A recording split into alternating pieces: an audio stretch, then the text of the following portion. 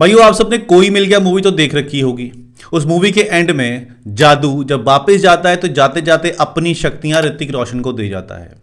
अब Indian cricket में भी मुझे कुछ ऐसा ही सीन लगता है कि रोहित और विराट टेस्ट क्रिकेट को अलविदा तो कह गए, लेकिन जाते जाते अपनी शक्तियां शुभमन गिल को दे गए। भाई, ये बंदा उनके जाने के बाद, कप्तान बनने के बाद टोटली चेंज हो गया है। इसकी अप्रोच चेंज हो गई है। आप इसका डिफेंस देखो, इतना स्ट्रांग डिफेंस मैंने इससे पहले तो शुभमन गिल का नहीं देखा जिस तरीके से इस सीरीज में डिफेंस कर रहा है। पूरी बल्लेबाजी में आपको बहुत ही कम गलतियां दिखाई देंगी शुभमन गिल की। नहीं तो इससे पहले ऐसे लगता था कि शुभमन गिल अब आउट हुए, लेकिन भाई साहब जो कप्तान बन के इसने अपने आप को ट्रांसफॉर्म किया है, काबिले तारीफ। शुभमन गिल ने अपना इंडिविजुअल हाईएस्ट स्कोर बना के विराट कोहली को ट्रिब्यूट दिया है। शुभमन गिल का स्कोर 269 और विराट कोहली की कैप का नंबर 269। तो भाई साहब, क्या इससे बेटर ट्रिब्यूट क्या हो सकता है। कमाल की बल्लेबाजी। ये जो पारी है ना, ये सदियों तक याद रखी जाने वाली है। इंग्लैंड में जाके 269 स्कोर बनाना कोई छोटी बात नहीं है। शुभमन गिल ने सचिन और विराट दोनों के इंडिविजुअल टेस्ट हाईएस्ट स्कोर को भी पीछे छोड़ दिया। पर मुझे तो लगता है ये नंबर 4 और ये एमआरएफ का जो बल्ला है, इसमें ही कुछ जादू लगता है। जिसके भी हाथ में एमआरएफ का बल्ला आया इंडिया में, वो एक बड़ा प्लेयर बना है। चाहे वो सचिन तेंदुलकर हो, चाहे विराट कोहली हो। जो नंबर 4 पर खेला है उसने इतने रिकॉर्ड बनाए हैं, इतने कीर्तिमान बनाए हैं कि गिनने जाएं तो वो भी कम पड़ेंगे। अब लग रहा है कि शुभमन गिल प्रिंस से किंग बनने जा रहे हैं। विराट कोहली सचिन तेंदुलकर को फॉलो कर रहे हैं। शुभमन गिल के इस 269 स्कोर ने टीम इंडिया को ऐसी पोजीशन पर लाकर खड़ा कर दिया है जहां से अब टीम इंडिया का हारना ऑलमोस्ट नामुमकिन है। और अगर टीम इंडिया मैच जीत गई तो भाई एक इतिहास रच देगी, क्योंकि इस मैदान पर टीम इंडिया ने पूरी क्रिकेट हिस्ट्री में आज तक कोई मैच नहीं जीता है। टॉस जीता इंग्लैंड ने, पहले बॉलिंग करने का फैसला लिया और यह फैसला इंग्लैंड का गलत साबित हो गया। और यही लाइन मैंने पिछले मैच में भी बोली थी, लेकिन उस मैच में हम हार गए थे। लेकिन ये मैच हम नहीं हार सकते भाई। इतना स्कोर हो गया है हमारे पास कि या तो ये मैच ड्रॉ होगा या तो फिर ये मैच हम जीतेंगे। टीम इंडिया ने टीम सिलेक्शन में तो चेंजेस किए ही, उसके साथ साथ में बैटिंग ऑर्डर में भी चेंज कर दिया। इस बार नंबर 3 पर भेजा गया करुण नायर को। ओपनर केएल राहुल जल्दी आउट हो गए, 2 ही रन बनाए उन्होंने। उसके बाद करुण नायर आते हैं, अच्छे दिख रहे थे। जायसवाल के साथ मिलकर उन्होंने 80 रन की पार्टनरशिप की और लगा कि अब करुण नायर का भी शतक आएगा ही। लेकिन एक अनप्लेएबल बॉल पे वो आउट हो जाते हैं और 31 रन बनाकर पेविलियन लौट जाते हैं।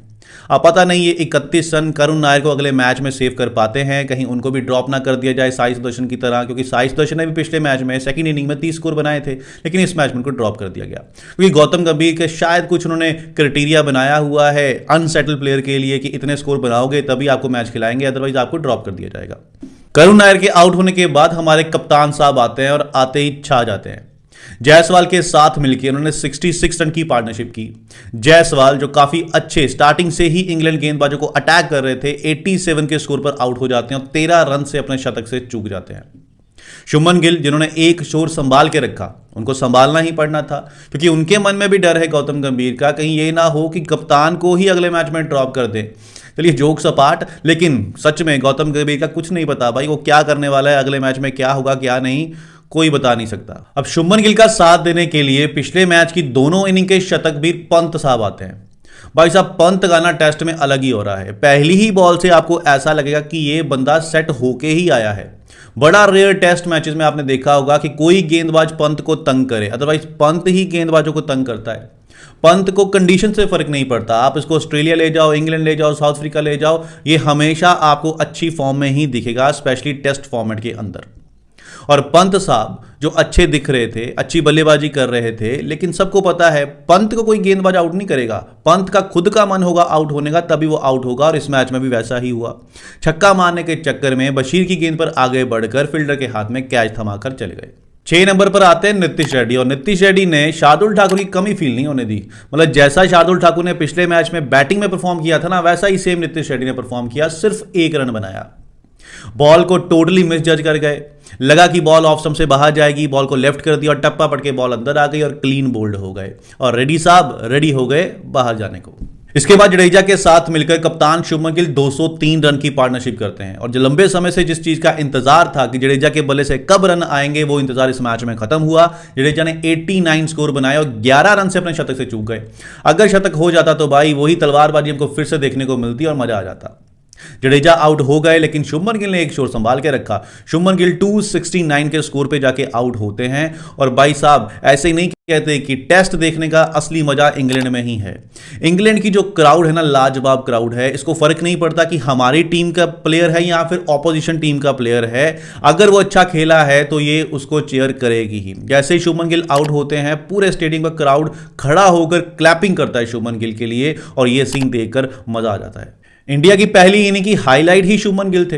पहले दिन हाईलाइट बना उनका शतक, दूसरे दिन उन्होंने 150 कंप्लीट की, फिर 200 कंप्लीट किया, फिर 250 कंप्लीट की। मतलब पूरे 2 दिन में कोई देखने लायक चीज थी तो वो शुभमन गिल की बल्लेबाजी थी। वाशिंगटन सुंदर ने भी 42 स्कोर बनाए और शुभमन गिल का अच्छा साथ दिया। जैसे ही ये दोनों बल्लेबाज आउट हुए, उसके बाद टीम इंडिया की जो पारी है 587 के स्कोर पर निपट गई। और 587 स्कोर एक पहाड़ जैसा स्कोर है। इसको बनाने के लिए इंग्लैंड को एड़ी चोटी का जोर लगाना पड़ेगा। इंडिया के पास पूरे चांसेस हैं अब ये मैच जीतने के लिए, बस उनको किसी तरीके से 20 विकेट निकालनी है। जब इंग्लैंड की बैटिंग शुरू होती है, आकाशदीप जिनको जसप्रीत बुमराह की जगह पे खिलाया गया था, उन्होंने 2 बॉल पर 2 विकेट दिलाकर एक जोश भर दिया इंडिया की टीम में, और लगा कि यस, यहां से अब ये मैच जीतना हमारे लिए आसान हो सकता है।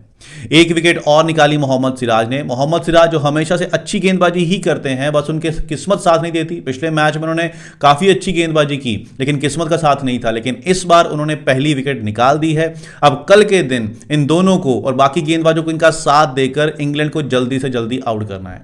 अगर इंग्लैंड को ये 300 के स्कोर पर भी ऑल आउट कर लेते हैं ना, तब भी उसके बाद 287 का स्कोर होगा, और फॉलो ऑन करवा के इंडिया को इंग्लैंड को जल्दी से जल्दी ऑल आउट करना है और इस मैदान पर हिस्ट्री क्रिएट करनी है, पहली बार टेस्ट मैच जीतकर। डर सिर्फ एक बात का है कि टीम इंडिया ने जो एक गेंदबाज कम खिलाया है उसकी कमी फील ना हो। टीम इंडिया चाहती तो यहां कुलदीप यादव को ऐड कर सकती थी, क्योंकि हमारे बल्लेबाजी अच्छी फॉर्म में है, ये हमने पिछले मैच में भी देख लिया था। कुलदीप यादव इस टीम का हिस्सा होते, चाहे नीतीश रेड्डी की जगह, चाहे वाशिंगटन सुंदर की जगह, तब भी टीम का स्कोर हमारा इतना ही रहता। लेकिन अब गेंदबाजी वाशिंगटन सुंदर और नीतीश रेड्डी को करनी पड़ेगी, जो इतने परफेक्ट नहीं है जितने की कुलदीप यादव हैं। चलो, हम तो यही दुआ करते हैं टीम इंडिया ने जो भी खिलाया है वो बेस्ट हो और हम ये मैच जीतें और इस मैदान पर रिकॉर्ड क्रिएट करें।